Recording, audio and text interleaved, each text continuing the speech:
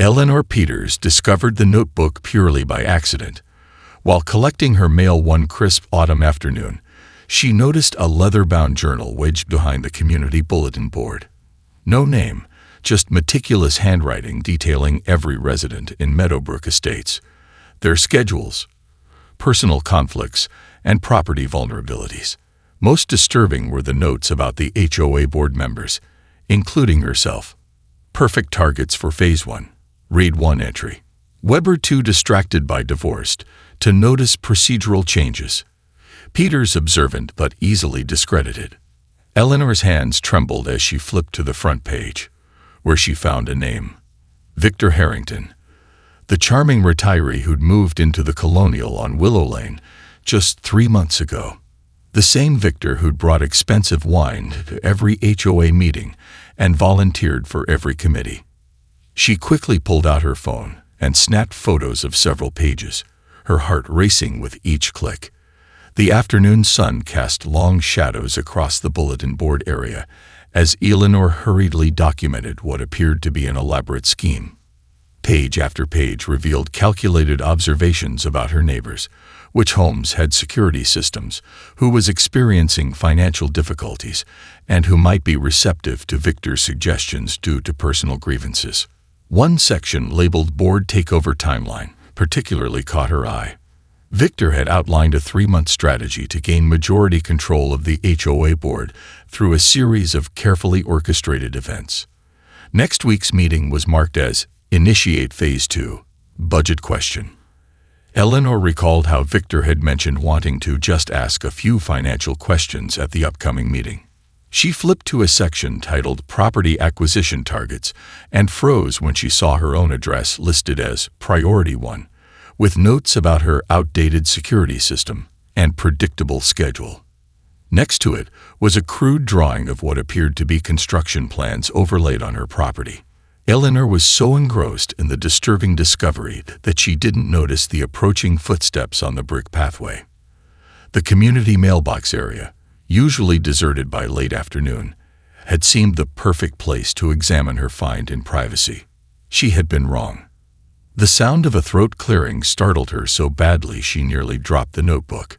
Eleanor clutched it to her chest and turned around slowly, hoping it was just Mrs. Abernathy from 2 doors down.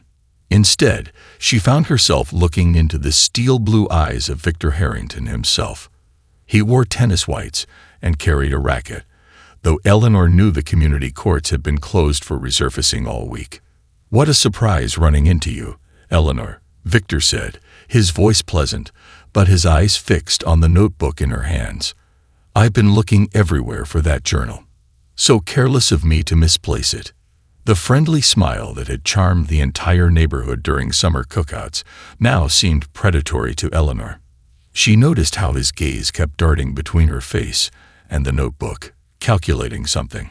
"I was just about to turn this into Lost and Found," Eleanor replied, proud of how steady she kept her voice despite the adrenaline coursing through her. She hadn't survived 15 years on the HOA board without developing a good poker face. Before she could process this situation further, a shadow fell across the page as Victor stepped closer. Eleanor looked up to find him standing over her, his typically warm smile replaced by something cold and calculating.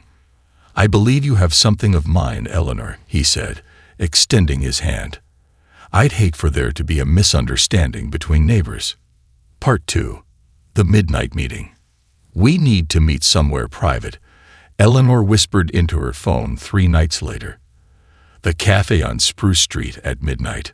Former board president Sam Washington thought Eleanor might be overreacting about Victor's notebook, but agreed to hear her out.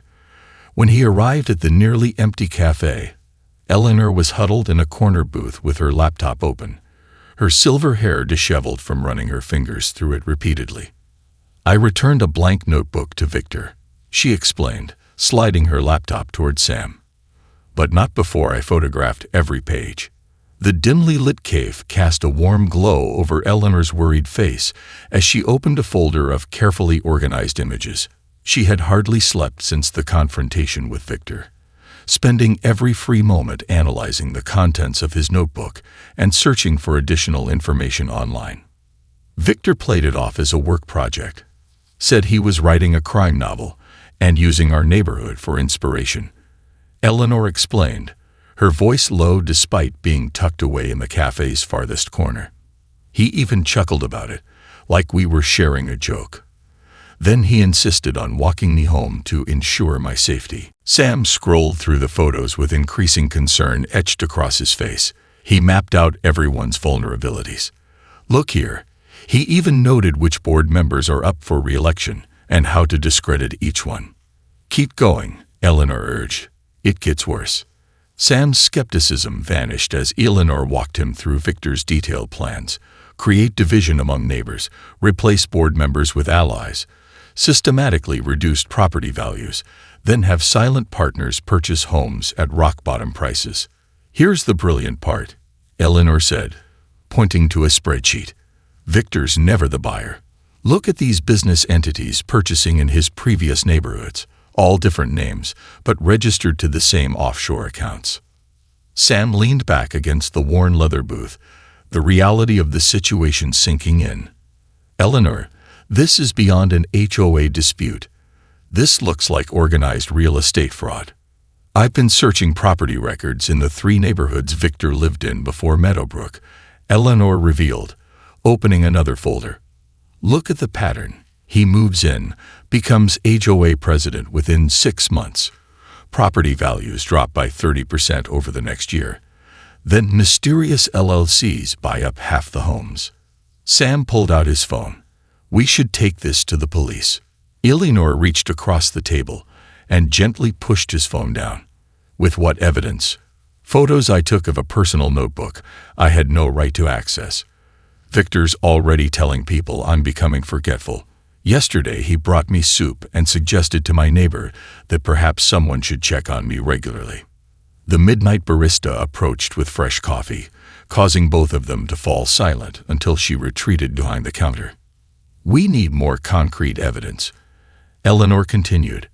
I've requested the financial records from my time as treasurer.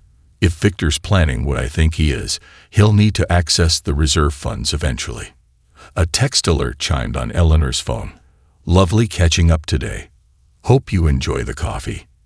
Eleanor froze. I never told Victor I was here. They looked toward the window to see Victor sitting in his car across the street, raising a coffee cup and a mock toast. We need to meet somewhere private. Eleanor whispered into her phone 3 nights later. The cafe on Spruce Street at midnight. Former board president Sam Washington thought Eleanor might be overreacting about Victor's notebook, but agreed to hear her out. When he arrived at the nearly empty cafe, Eleanor was huddled in a corner booth with her laptop open, her silver hair disheveled from running her fingers through it repeatedly. I returned a blank notebook to Victor, she explained, sliding her laptop toward Sam. But not before I photographed every page. The dimly lit cave cast a warm glow over Eleanor's worried face as she opened a folder of carefully organized images. She had hardly slept since the confrontation with Victor, spending every free moment analyzing the contents of his notebook and searching for additional information online. Victor played it off as a work project, said he was writing a crime novel and using our neighborhood for inspiration, Eleanor explained, her voice low despite being tucked away in the cafe's farthest corner. He even chuckled about it, like we were sharing a joke. Then he insisted on walking me home to ensure my safety. Sam scrolled through the photos with increasing concern etched across his face. He mapped out everyone's vulnerabilities. Look here. He even noted which board members are up for re-election and how to discredit each one. Keep going, Eleanor urged. It gets worse. Sam's skepticism vanished as Eleanor walked him through Victor's detailed plans. Create division among neighbors, replace board members with allies, systematically reduce property values, then have silent partners purchase homes at rock-bottom prices. Here's the brilliant part, Eleanor said, pointing to a spreadsheet. Victor's never the buyer. Look at these business entities purchasing in his previous neighborhoods, all different names, but registered to the same offshore accounts. Sam leaned back against the worn leather booth, the reality of the situation sinking in. Eleanor, this is beyond an HOA dispute. This looks like organized real estate fraud. I've been searching property records in the 3 neighborhoods Victor lived in before Meadowbrook, Eleanor revealed, opening another folder. Look at the pattern. He moves in, becomes HOA president within 6 months. Property values drop by 30% over the next year. Then mysterious LLCs buy up half the homes. Sam pulled out his phone. We should take this to the police. Eleanor reached across the table and gently pushed his phone down. With what evidence? Photos I took of a personal notebook I had no right to access. Victor's already telling people I'm becoming forgetful. Yesterday, he brought me soup and suggested to my neighbor that perhaps someone should check on me regularly. The midnight barista approached with fresh coffee, causing both of them to fall silent until she retreated behind the counter. We need more concrete evidence, Eleanor continued. I've requested the financial records from my time as treasurer. If Victor's planning what I think he is, he'll need to access the reserve funds eventually. A text alert chimed on Eleanor's phone. Lovely catching up today. Hope you enjoy the coffee. Eleanor froze. I never told Victor I was here.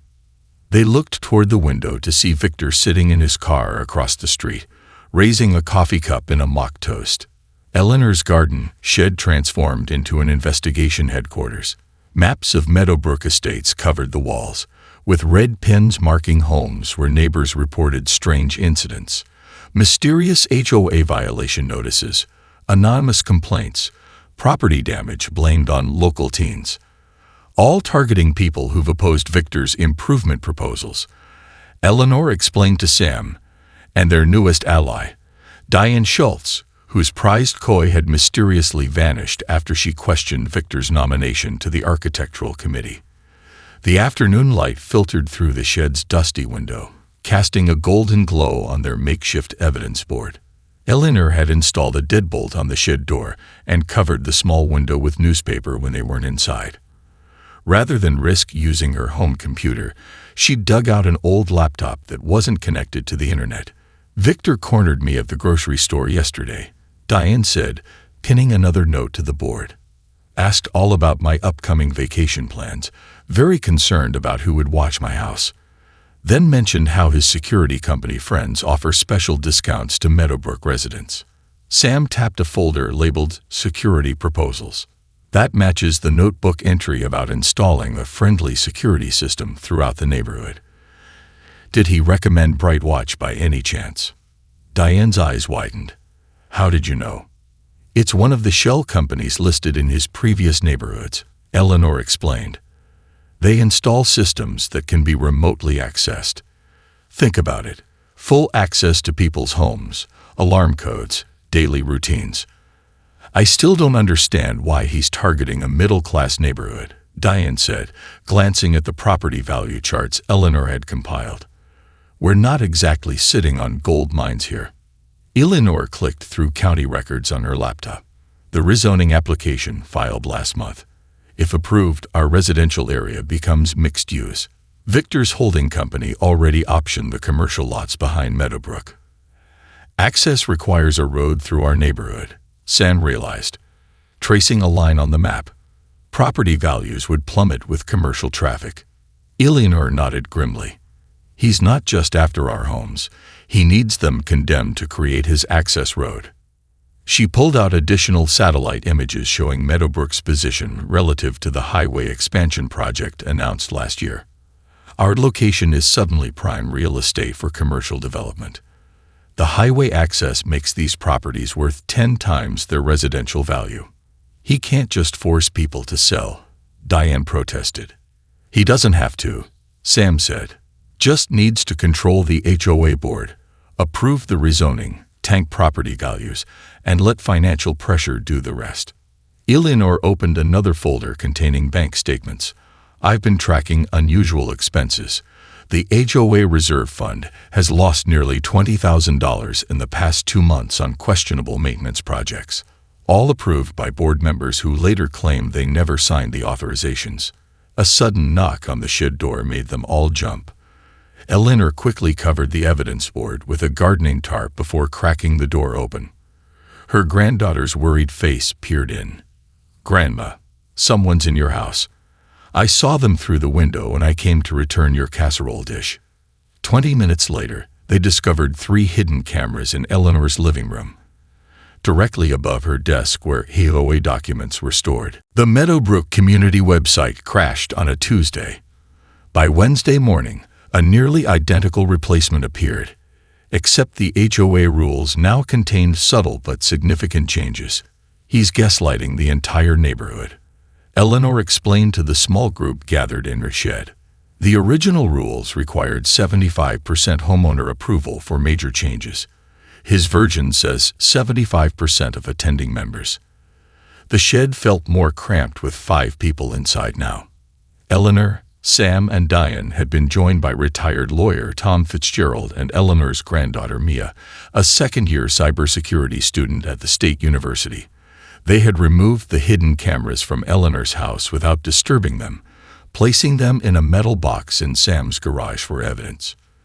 That's how he pushed through the landscaping contract cancellation, Sam realized, comparing printouts of the original and altered rules.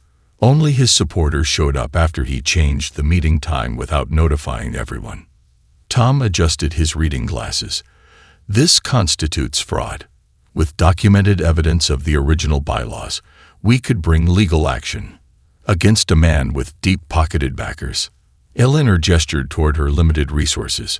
"I've already spent my rainy day fund on this investigation. Victor would bury us in legal delays until he accomplished his goals." "Maybe I can help," Maya said, pulling her laptop from her backpack. "The site still has poor security. Whoever set it up left several vulnerabilities." Eleanor watched as her granddaughter's fingers flew across the keyboard, lines of code reflecting in her glasses. Mia had been visiting more frequently since Eleanor mentioned computer problems during their weekly calls. She proved to be an invaluable ally. "I'm in," Mia announced after 20 minutes of concentrated work. The admin password was ridiculously simple. Meadowbrook 2023 with a capital M. Eleanor's granddaughter traced the new website to an offshore hosting company. "He's good but not great. He used the same password pattern as his cloud storage." The group gained access to Victor's digital files and discovered something unexpected: professional background checks on every Meadowbrook resident. "He has my banking information," Diane whispered, face pale, "and medical records." Tom leaned in, examining the documents. "This goes beyond HOA manipulation. Accessing private financial records without consent is illegal." "Look at the dates," Eleanor pointed out. "These were compiled months before he moved here. This wasn't opportunistic. Meadowbrook was specifically targeted." Mia clicked through folders labeled by address rather than resident names. "He's organized this like a military operation. Risk assessments, financial vulnerabilities, potential allies and obstacles." Sam whistled low.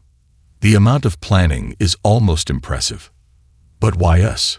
Diane asked the question that had haunted Eleanor for weeks. "Why Meadowbrook specifically? There are wealthier neighborhoods, easier targets." The question remained unanswered until evening, when Eleanor received an email notification. The message had been sent to the legitimate HOA address, but was clearly intended for Victor's fake one.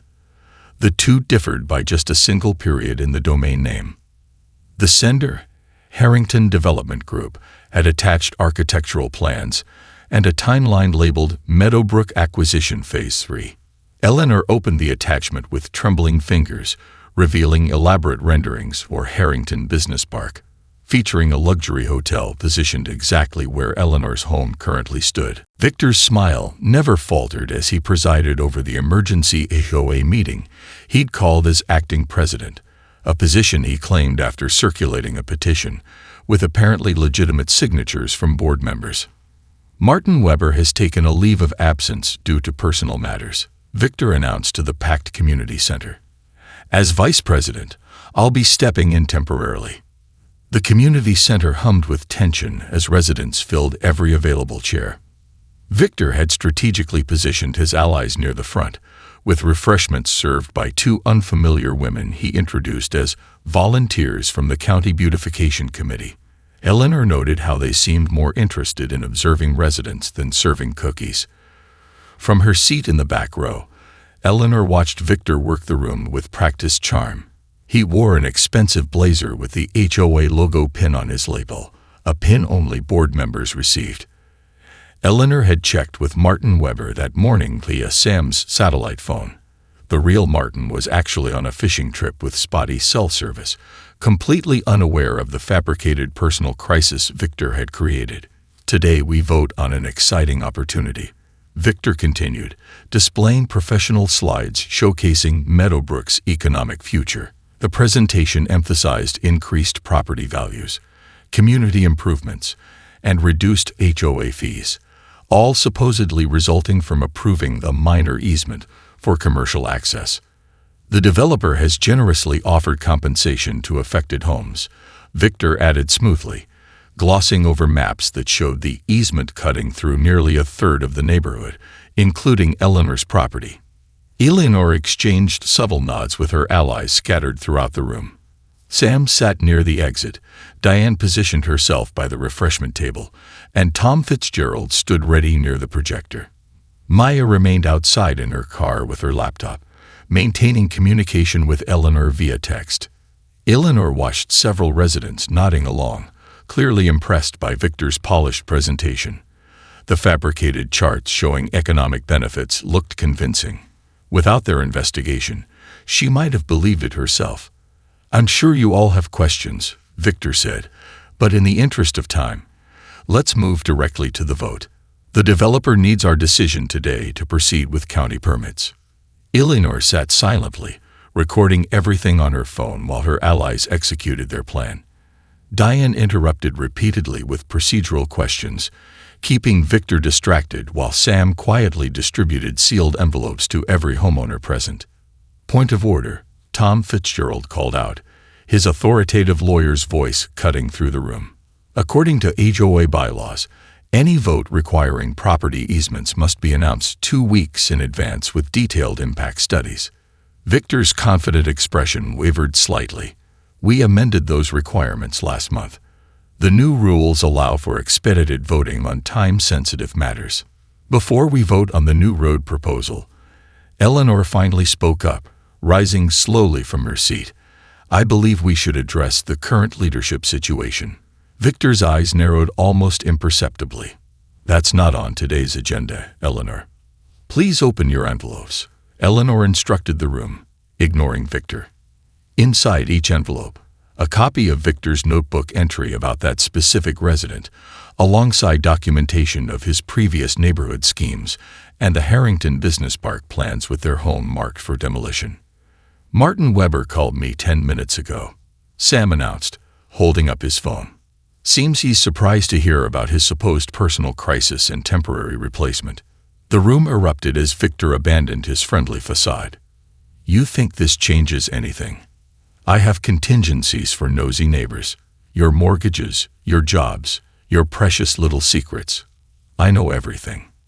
"Actually," Eleanor smiled, pointing to the back of the room where a woman had just entered, "I'd like you to meet someone.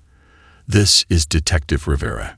She's been quite interested in the pattern of harassment and fraud across 3 states." 6 months later, Eleanor hosted a garden party beneath the blooming cherry trees in her backyard.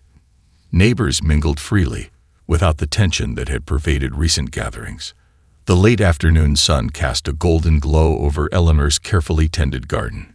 Children played tag around flowering shrubs while adults chatted in small groups, balancing plates of homemade appetizers and glasses of lemonade. The atmosphere felt lighter than it had in months, as if the neighborhood had collectively exhaled after holding its breath for too long. "Hard to believe it's been half a year since the Victor situation," Diane remarked, refilling Eleanor's lemonade. "Your flowers look spectacular this season." Eleanor smiled.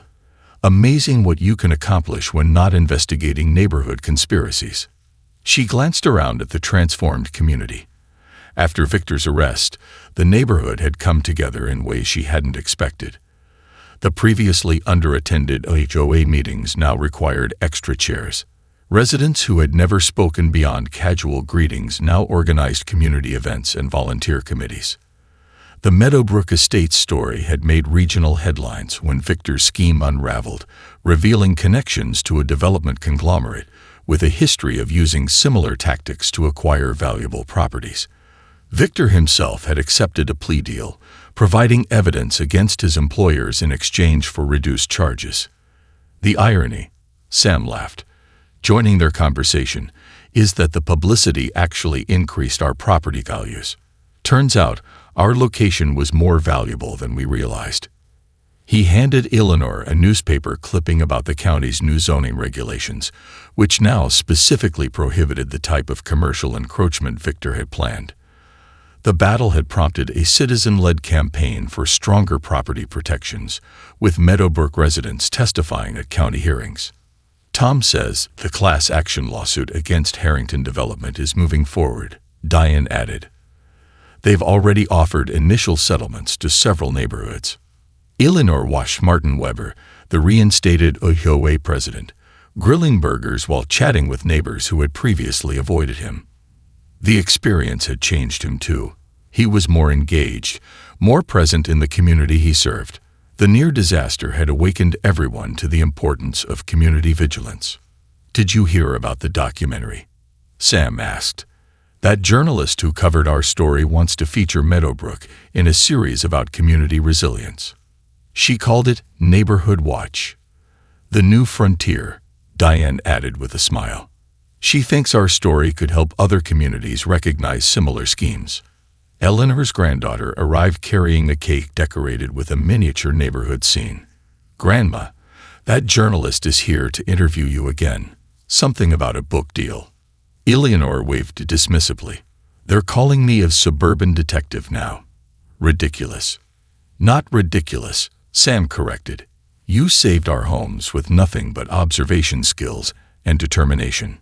As afternoon sunlight filtered through the cherry blossoms, casting dappled shadows across her garden, Eleanor surveyed her neighborhood, not just houses, but a community of people who now truly knew each other. The funny thing about Victor's plan, she mused, is that he actually succeeded in transforming Meadowbrook Estates, just not in the way he intended. The party continued as twilight approached, neighbors lingering longer than usual, reluctant to end the celebration. Eleanor excused herself briefly to retrieve more napkins from her kitchen. There, on her refrigerator, held by a magnet from the local police department's community appreciation event, was a curious postcard she'd received that morning. No return address, just a brief message. "Round one to you, Eleanor. Enjoy it while it lasts." She hadn't shown it to anyone. Some battles, she decided, were for another day.